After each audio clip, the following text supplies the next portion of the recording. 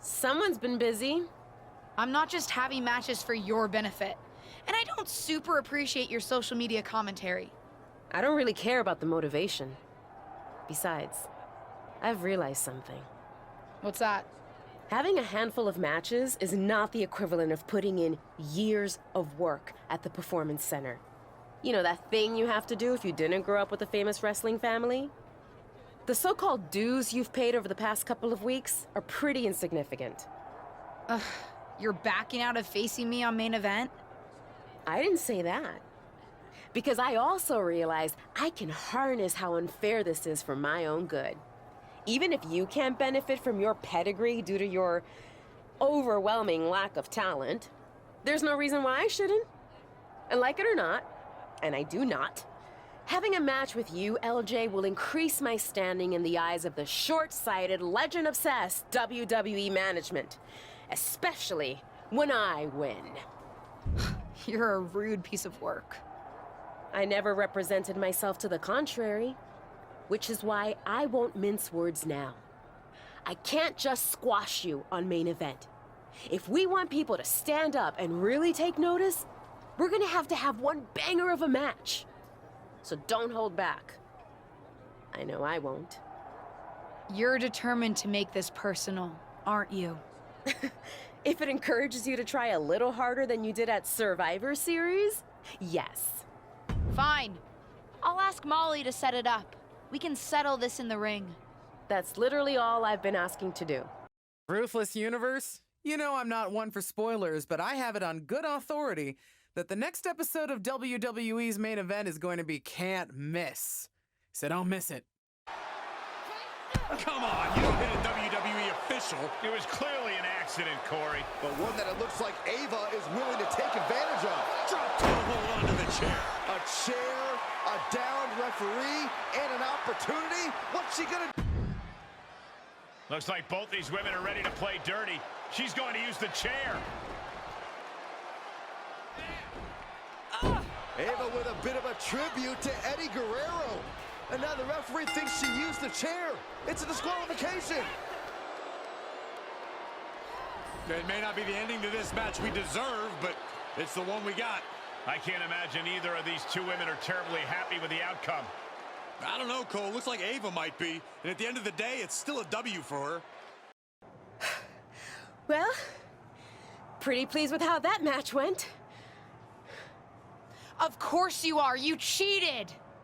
Pretty sure the ref saw you cheat, LJ. But I didn't actually do anything.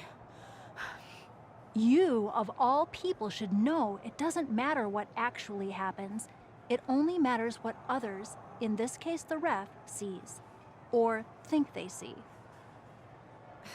Me of all people? What does that mean? I told you I would make the WWE Universe stand up and take notice. You planned this from the start, didn't you? Maybe not this exactly, but I knew I had to use an opportunity against you to make a statement. Didn't go exactly as I planned, but lucky for me, you don't even know how to cheat right. And now, everyone's talking about the victory I claimed over little Justine. Ava's right about that. It's the most buzzworthy main event match we've seen in a while. And not just the finish. You two are really going at it. It's got so much attention that management wants a rematch. Yeah, a fair one this time, I hope. Let me prove I'm better than her. I'm not faulting you for it, but don't pretend you weren't about to use that chair before Ava outsmarted you. And this one will be no DQ, which means no more shenanigans. That's more like it. I think I've proven my point. I'm better. I guess you can keep up with me when I'm having a bad day. But better? You must have lost count, LJ. We're even. We both have one win and one loss. Ava's right on that point. Of course you'd be on her side. Do you really think I have it out for you somehow? Ava's right. As far as WWE is concerned, you're square. So, if you really want to settle the score, this needs to be a best out of 3 series. At least that's what management thinks. Fine. I'll beat her on the next main event too. They'd actually like you to have the final match on SmackDown. On SmackDown? Are you serious? That's what I said, didn't I? Then I can't wait to beat her on SmackDown. Oh, calm down. Act like you go here. Just one thing. The show's already been booked and is pretty tight. I could only get you a little time. So it's officially a 5-minute time limit match. My recommendation, if you want to finally settle this, someone better win quickly. It's like I've always said, it's not how you start, it's how you finish. And did you see the finish of that match? What a victory! In fact, it's a day of victories for this whole family. Not only did my niece triumph in her first match on SmackDown, it's finally time for that big announcement I've been teasing. As you know, I recently appeared at Survivor Series, and it seemed that impromptu moment scratched an itch that the WWE Universe didn't even know they had.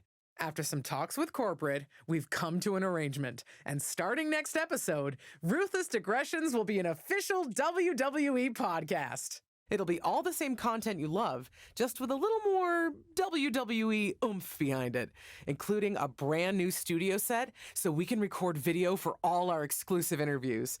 Move over, Broken Skull Sessions and Steve Austin. There's a new podcast host in town, and it's me.